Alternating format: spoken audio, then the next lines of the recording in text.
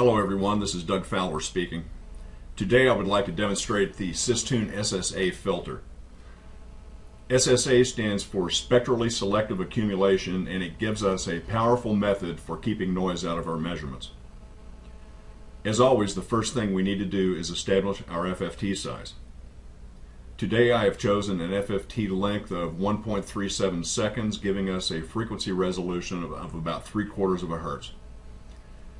I have set the SysTune generator for the same FFT size, and I am using 1/6 octave smoothing to get rid of some of the unnecessary detail in the measurement, particularly in the high end.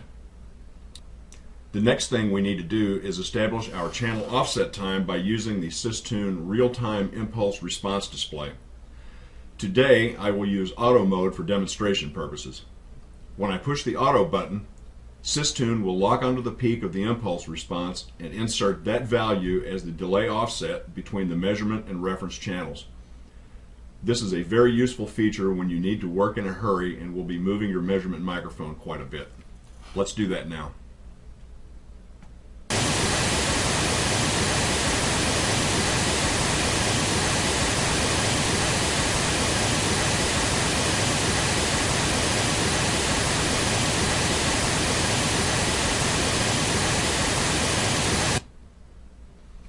I took SysTune out of auto mode and left the offset in place.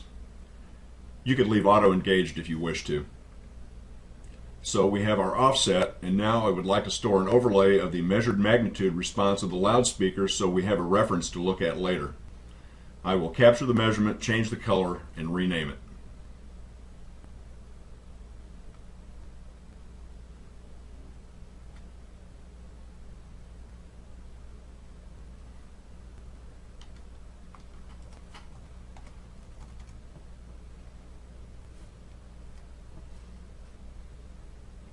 Okay, the next thing I will do is change the top display from impulse response to the spectrum display.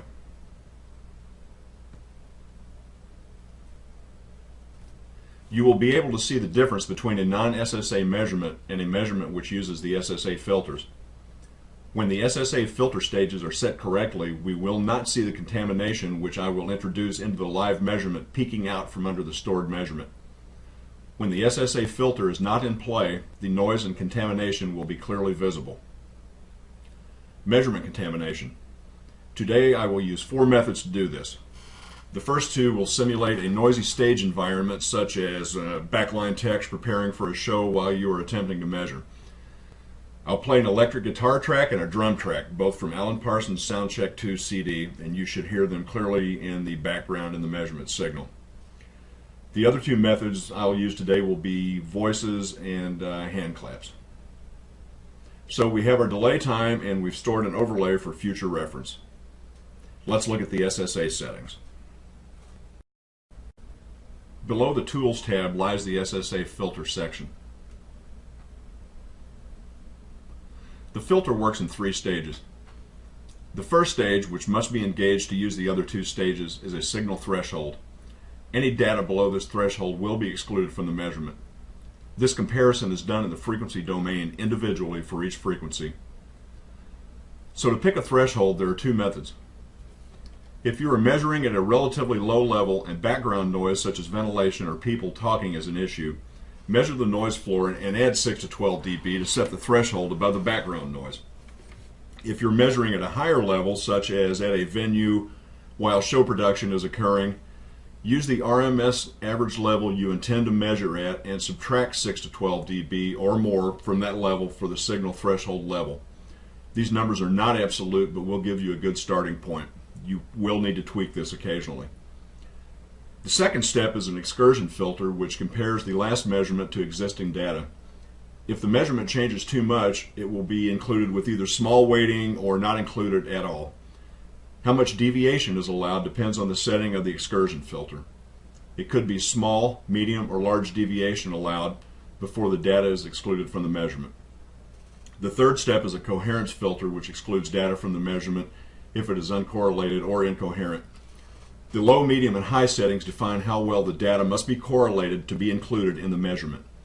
A high setting here would require data to be very coherent. So we are set up for our measurement and we have examined the SSA filter settings.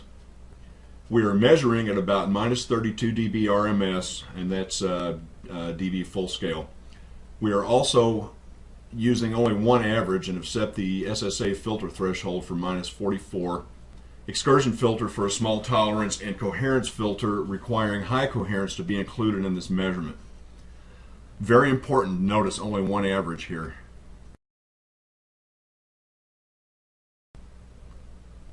Normally, we use a high number of averages to push the invalid data down further into the measurement, but that data is in the measurement to begin with. The SSA filter keeps this data out of the measurement. It's a very important distinction between using the SSA filter and using a high number of averages. Once you have the SSA filter set, you can further improve the validity of your measurement by increasing the number of averages, but for the purposes of this demonstration, we're going to use one average and show you how well it works. The first example will be electric guitar. Before we start the demonstration, I'm going to change the display axis on the spectrum mode up here so that you can see the guitar contamination peeking out from underneath our stored measurement up here. So let me zoom in on that like so. Okay. Now we're going to start the analysis and start the guitar track with the SSA filter engaged.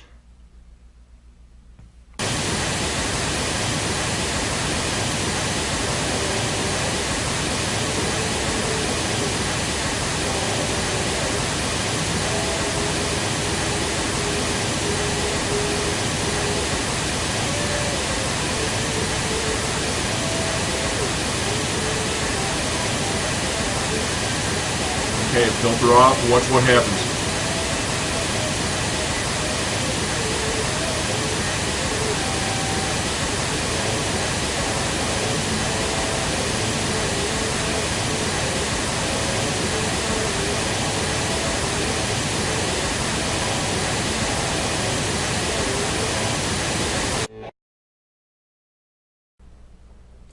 Okay, let's try it with a drum kit.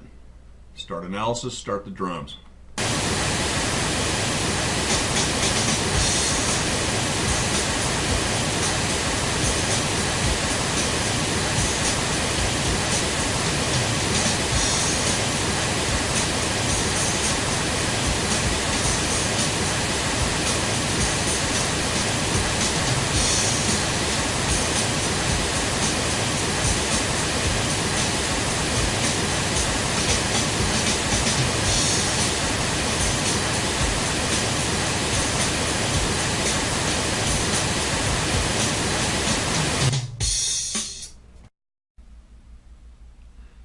The next example will be voice contamination, and I'm using the spoken word track from Alan Parsons' Soundcheck 2 CD. In fact, that's Alan Parsons you'll hear speaking in the background.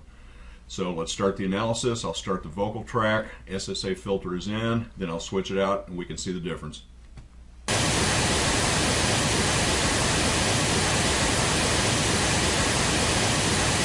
Soundcheck is definitive audio testing and practical material compiled and developed with careful research and investigation, being studio engineers, additional serious audio files and several use.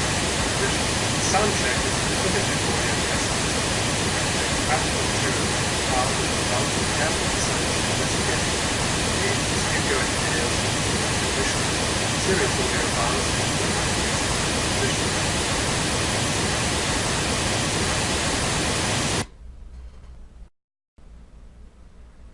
and our last example will be hand claps.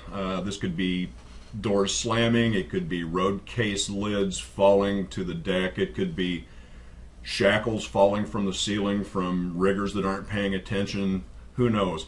What we'll see here is that the SSA excursion filter is extremely effective at removing these temporary disturbances from the measurement. We'll start out with the SSA filter engaged, then we'll switch it off. I'll be using hand claps.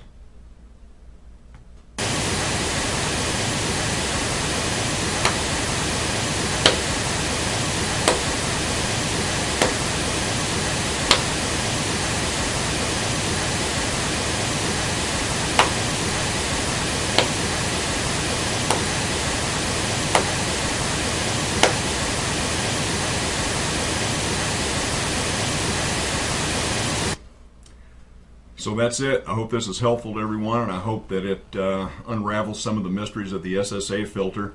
You need to tweak it a little bit. You probably won't get it right the first time when you first start using this, but if you practice with it a little bit and begin to understand how this thing works, you can get your head around it, and it is an extremely valuable tool when you're working in noisy environments. This has been Doug Fowler, and I'll see you next time.